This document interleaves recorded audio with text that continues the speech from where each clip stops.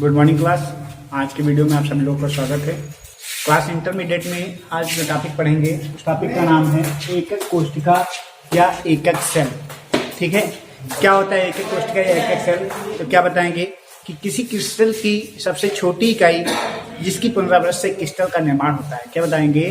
किसी क्रिस्टल की सबसे छोटी इकाई जिसकी पुनरावृत्ति से क्रिस्टल का निर्माण होता है क्या कहलाता है? एकक कोष्ठिका कहलाती है। ठीक है, किसी क्रिस्टल की सबसे छोटी इकाई जिसकी पुनरावृत्ति से क्रिस्टल का निर्माण होता है एकक कोष्ठिका कहलाती है। या ऐसे कह सकते हैं कि किसी क्रिस्टल जालक की सूक्ष्मतम संरचनात्मक इकाई को एकक सेल कहते हैं। किसी क्रिस्टल जालक की सूक्ष्मतम संरचनात्मक इकाई को क्या कहते हैं? एकक सेल कहते हैं। ये क्या हो गया? एकक कोष्ठिका या एकक सेल की बात हो गई। अब आगे पढ़ेंगे क्रिस्टल जालक। क्रिस्टल जालक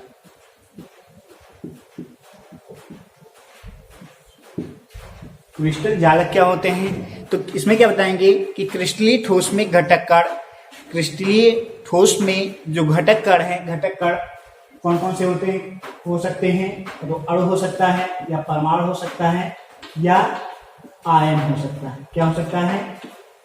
परमाणु हो सकता है या अणु हो सकता है या कोई आयन हो सकता है।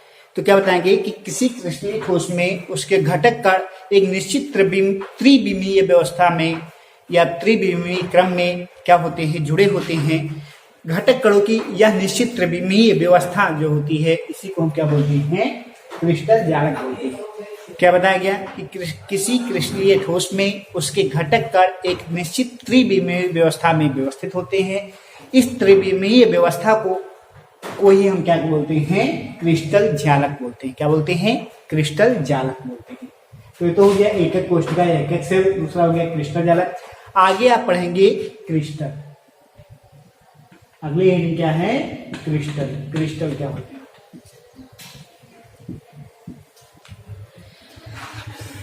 तो इसमें क्या बताएंगे कि किसी क्रिस्टलीय पदार्थ का एक भाग जो है वो क्या कहलाता है? क्रिस्टल कहलाता है। किसी क्रिस्टलीय पदार्थ का एक भाग जो है वो क्या कहलाता है? क्रिस्टल कहलाता है। क्रिस्टल जो है वह एकक सेलों से बना होता है। क्या बताएंगे? किसी क्रिस्टलीय पदार्थ का एक भाग क्रिस्टल कहलाता है। क्रिस्टल जो है एकक सेलों से बना होता है। अनेक एकक सेल एक त्रिविम क्रम में जुड़े होते हैं या त्रिविम व्यवस्था में जुड़े होते हैं, व्यवस्थित होते हैं होकर के क्या करते हैं? एक क्रिस्टल का निर्माण करते हैं। अनेक जो है एकक सेल एक त्रिविमीय व्यवस्था में या त्रिविमीय क्रम में जो व्यवस्थित होकर के एक क्रिस्टल का निर्माण करते हैं। तो ये हो गया क्रिस्टल। आगे पढ़ेंगे क्रिस्टल के अभिलक्षण।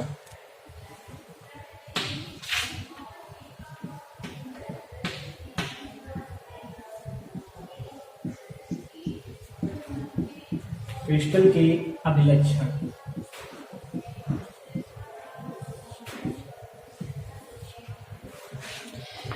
तो इसके सबसे बताएंगे क्रिस्टल के अभिलक्षण निम्नलिखित हैं और सबसे पहला इसका जो अभिलक्षण है वो क्या है? फलक। फलक को बोलते हैं फेस इंग्लिश में। ठीक, फलक क्या होता है? तो इसमें क्या बताएंगे? किसी क्रिस्टलीय ठोस की समतल और पूर्ण व्यवस्थित सतह। किसी क्रिस्टलीय ठोस की समतल और कैसी? पूर्ण व्यवस्थित सतह को ही हम क्या कहते हैं? फलक कहते हैं। किसी क्रिस्टल की समतल और पूर्ण व्यवस्थित सतह को फलक कहते हैं। ठीक, नंबर 2 क्या कौन सी व्यवस्था जो होता है इसका अभिलक्षण? वो क्या है? कोर। क्या है? कोर। कोर को इंग्लिश में क्या कहते हैं? एज बोलते हैं। निकटवर्ती फलकों के प्रतिच्छेदन को हम क्या बोलते हैं? कोर बोलते हैं। मतलब जो निकटवर्ती जो फलकें होती हैं उनका जो प्रतिच्छेदन होता है उसी को हम क्या बोलते हैं? या कोर बोलते हैं। या ऐसे कह सकते हैं कि निकटवर्ती फलकों के प्रतिच्छेदन स्थान को, मतलब जहां से जो फलकें प्रतिच्छेदित कर रही हैं पास वाली, उसी स्थान को हम क्या बोलते हैं? कोर बोलते हैं। अगला पॉइंट है अंतराफलकीय कोर।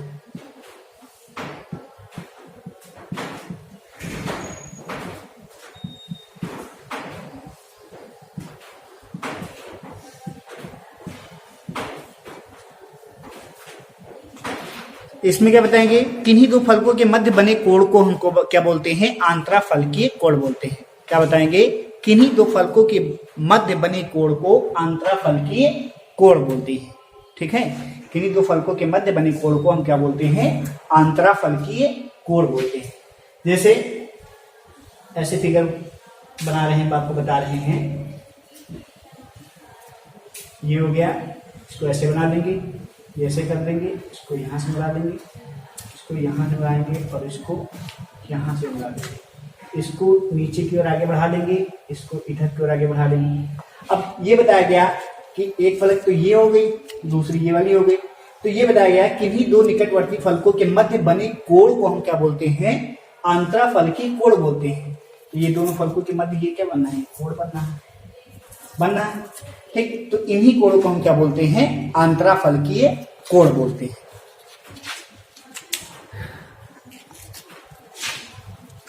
अब आगे अगला टॉपिक पढ़ेंगे, क्रिस्टल निकाय या क्रिस्टल सिस्टम। बहुत ही इंपॉर्टेंट टॉपिक है, इस बार भी पेपर में पूछा गया था। क्रिस्टल निकाय से जो है एक नंबर का क्वेश्चन पूछा गया था, इस बार भी पूछा गया है। तो देखेंगे, जो टॉपिक है आपको पढ़ना है, क्रिस्टल सिस्टम या क्रिस्टल निकाय।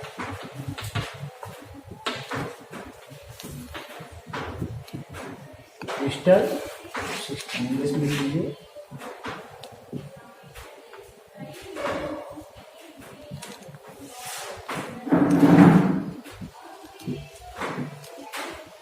ठीक, इसमें क्या बताएंगे कि एक एक सेलों के गुणों के आधार पर क्रिस्टल निकाय को जो है 7 भागों में बांटा गया है। एक एक सेलों के गुणों के आधार पर क्रिस्टल निकाय को 7 भागों में बांटा गया है। इसी को हम क्या बोलते हैं, क्रिस्टल निकाय बोलते हैं। क्रिस्टल निकाय जो इसके 7 भाग हैं, तो उनकी जो है क्या जो है अच्छी दूरियां हैं, उनका क्या अच्छी कोण है, क्या उनका अंतराफलकीय कोण है, और क्या क्या उनका उदाहरण है, इन सभी चीजों के बारे में इसमें क्रिस्टल सिस्टम के अंतर्गत जानेंगे।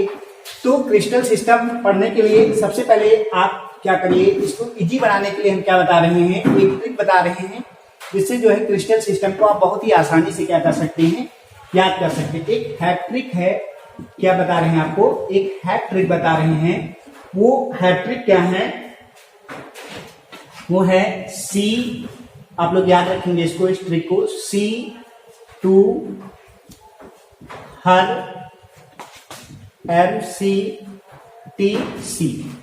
याद कर लेंगे, C2 हर MCTC। और इसके साथ में एक नंबर डिजिट याद करनी है, वो डिजिट क्या है, 324 11 21। इतना आपने अगर याद कर लिया तो ये पूरा क्रिस्टल सिस्टम आपको अच्छे से याद हो जाएगा।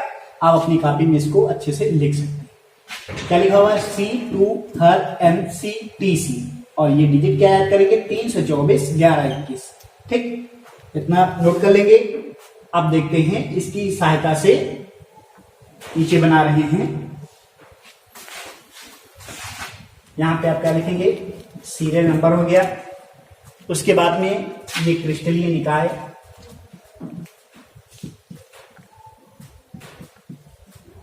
क्रिस्टलीय निकाय,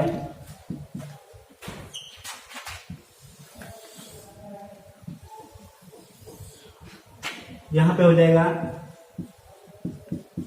अक्षीय लंबाई, यहां पे लिखेंगे अंतराफलकीय कोण, और ये हो जाएगा क्या, इसके उदाहरण। इतना क्लियर हो गया। इसको ऐसे लाइन खींच देंगे ताकि एक आपस में मिले ना।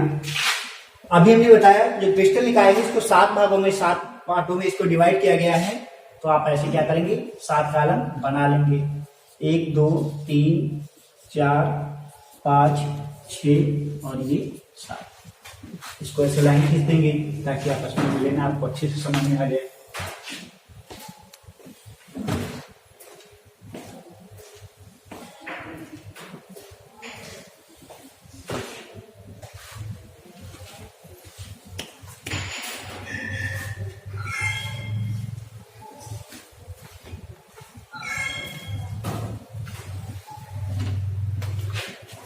अब देखिए, अब इस फार्मूले का हम यूज करेंगे, जो अभी हमने ये ट्रिक बताई थी, इसी ट्रिक से हम क्या करेंगे, इसको फिल करेंगे। ठीक, सबसे पहले लिखा हुआ है सी। सी से क्या होता है बेटा, क्यूबिक होता है। क्या होता है, क्यूबिक। क्यूबिक तो हिंदी में क्या बोलते हैं, घनी। तो नंबर 1 पे क्या हो गया, पहला क्रिस्टल निकाय क्या हो गया, क्यूबिक हो गया। टी से क्या हो गया, इसको बोलेंगे टेट्रागोनल। क्या बोलेंगे, टेट्रागोनल। टी के बाद में क्या है, ओ है। ओ से क्या हो गया, ऑर्थोरोम्बिक। ओ से क्या हो गया, ऑर्थोरोम्बिक। एच ई से क्या हो गया, हेक्सागोनल। आर से क्या हो गया, रोम्बोहेड्रल। इंग्लिश में बता रहा हूं, ठीक है, हिंदी भी साथ में बता दे रहा हूं। पेपर में हिंदी और इंग्लिश दोनों में ये दिया गया होता है। कभी कभी क्या होता है, इंग्लिश में ही पूछ लेता है, मतलब इंग्लिश में उसकी हिंदी लिख करके ऐसे पूछ लेता है कि टेट्रागोनल में जो है कि अंतराफलकी कोण कितना होगा, या निम्न में से ऑर्थोरोम्बिक का उदाहरण है, तो ऐसे भी करके पूछ लेता है। तो आपको साथ में हिंदी के साथ साथ में इंग्लिश भी जानना जरूरी है। तो ये क्या हो गया, 5 नंबर पे क्या हो गया, रोम्बोहेड्रल हो गया। उसके बाद में है एमसी। एमसी से हो गया मोनोक्लिनिक। क्या हो गया, मोनोक्लिनिक। और टीसी से क्या हो गया, ट्राइक्लिनिक। ये इतना पूरा फिल हो गया, cubic, tetragonal, orthorhombic, hexagonal, rhombohedral, monoclinic, triclinic. ठीक, अब देखेंगे अक्षीय लंबाई या अक्षीय दूरियां। ठीक है, तो अक्षीय लंबाई में एक चीज यहाँ पे, एक कॉलम यहाँ पे छूट गया है थोड़ा सा। जो अक्षीय लंबाई ये है, अक्षीय लंबाई, तो इसके बीच में एक कॉलम बनेगा कि इसके पार्ट कितने होते हैं। जो ये हमने सूत्र लिखा हुआ है 324 11 21, इसका क्या सूत्र होगा, ये हो गया यूनिट सेल के टाइप प्रकार। ठीक, तो ये जो अभी हमने डिजिट बताई थी कि इनको याद करेंगे। तो सबसे पहले कितना लिखा हुआ है, 3 लिखा हुआ है। ये सीधे से लिखेंगे, तो सबसे पहले 3 लिखा हुआ, पहले कॉलम में 3 लिख दिया। मतलब क्यूबिक कितने प्रकार के होते हैं, तो आप क्या बताएंगे, 3 प्रकार के होते हैं। आगे टेट्रागोनल। टेट्रागोनल के सामने कितना फिल कर देंगे, 2। 2 हो गया। फिर है ऑर्थोरोम्बिक। ऑर्थोरोम्बिक 3 नंबर पे, 3rd नंबर पे कितना है, 4 है। मतलब क्या हुआ, ऑर्थोरोम्बिक 4 प्रकार के होते हैं। उसके बाद में हेक्सागोनल, यहाँ पे कितना लिखा हुआ, 1, तो ये कितने टाइप का हो गया, 1 टाइप का हो गया। इसके बाद में रोम्बोहेड्रल, ये कितने टाइप का होगा, ये भी 1 लिखा हुआ है यहाँ पे, तो ये कितने टाइप का होगा, 1 टाइप का होगा। उसके बाद में मोनोक्लिनिक। मोनोक्लिनिक यहाँ पे 2 लिखा हुआ है, सेकंड लास्ट है ये, तो ये कितने टाइप का होगा, ये 2 टाइप का होगा। और लास्ट में 7 नंबर पर है ट्राइक्लिनिक, और यहाँ पर 7 नंबर पे क्या है, 1 लिखा हुआ है। तो अर्थात कहने का मतलब क्या हुआ, ट्राइक्लिनिक जो है वो कितने प्रकार का होता है, ये 1 टाइप का होता है। ये क्रिस्टल निकाय हो गया, ये क्रिस्टल निकाय के प्रकार हो गए। अब क्या है, अच्छी लंबाई या अच्छी दूरियां। ठीक, इसमें देखेंगे, इसमें तो फिर करेंगे तो ए, इस जो क्यूबिक में क्या होता है, A equal to B equal to C की। ठीक, इसमें क्या होगा, A equal to B is not equal to C। 4 number पे A is not equal to B और B is not equal to C हो जाएगा। इसके बाद में A equal to B is not equal to C, और फिर क्या होगा, A equal to B equal to C। फिर मोनोक्लिनिक में क्या होगा, A equal to B equal to is not equal to B is not equal to C, और triclinic में क्या होगा, A is not equal to B is not equal to C। ये यहाँ तक क्लियर हो गया।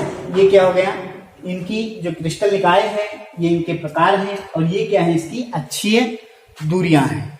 क्या है, ये अक्षीय दूरियां दी गई हैं क्रिस्टल निकाय की। अब बात करते हैं इनका आंतराफलकीय कोण की। किसकी बात करते हैं, इसके आंतराफलकीय कोण की। वो देखेंगे क्या होता है, इसको कोड को हम क्या कर रहे हैं, अल्फा बीटा और गामा से प्रदर्शित कर रहे हैं। तो क्या होगा, alpha is equal to beta is equal to gamma बराबर है किसके, 90। अल्फा बराबर है बीटा के और बीटा बराबर है गामा के, और ये तीन जो है ये बराबर है 90 डिग्री के। फिर क्या होगा, alpha is equal to beta equal to gamma is equal to 90 degree, alpha equal to beta equal to, ये भी क्या है 90 डिग्री के बराबर है। Alpha equal to beta equal to 90 degree, gamma equal to 120 degree के होता है। Alpha equal to beta equal to gamma is not equal to 90 degree. ये क्या हो गया, रोम्बोहेड्रल की बात हो गई। अब देखेंगे मोनोक्लिनिक में,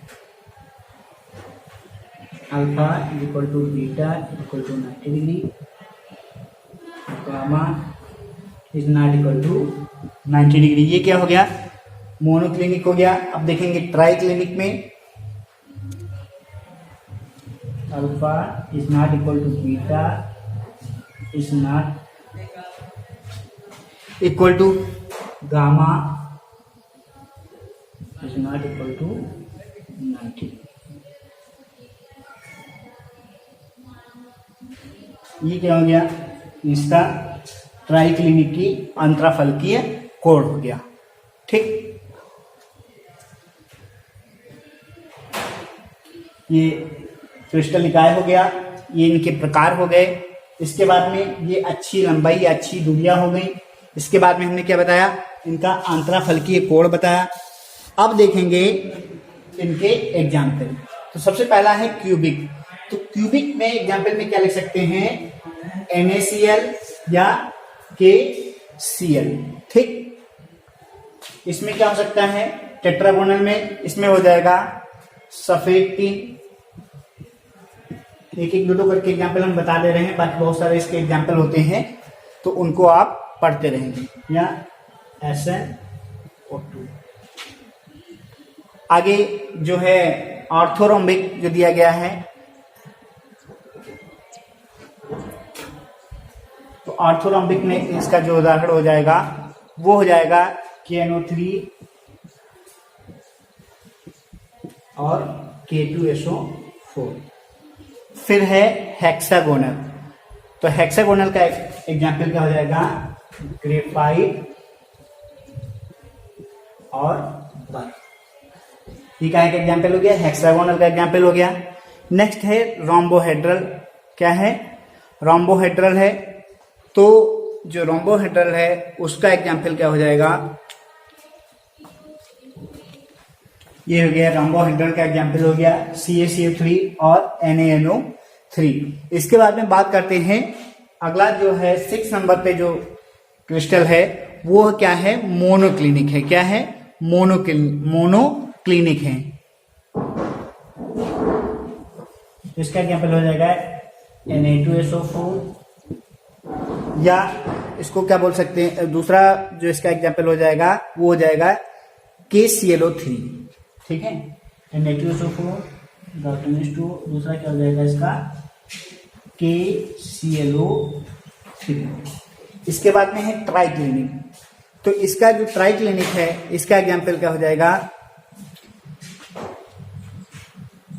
CuSO4.5H2O, या दूसरा हो सकता है K2Cr2O7 पोटेशियम डाइक्रोमेट। ये क्या हो गया, इसके एग्जाम्पल हो गए। तो इस तरीके से आपने क्या पूरा पढ़ा, क्रिस्टल निकाय के बारे में पढ़ा। तो क्रिस्टल निकाय के लिए हमने क्या बताया, आपको एक ट्रिक बताई, एक हैट्रिक बताई, C2 हर MCPC, और ये डिजिट बताया 3241121। इसकी सहायता से हमने क्या किया, इस क्रिस्टल निकाय को, ये पूरा जो चार्ट है इसको हमने फिल कर दिया। ठीक, थैंक यू क्लास, आज के लिए इतना ही। आगे नेक्स्ट वीडियो।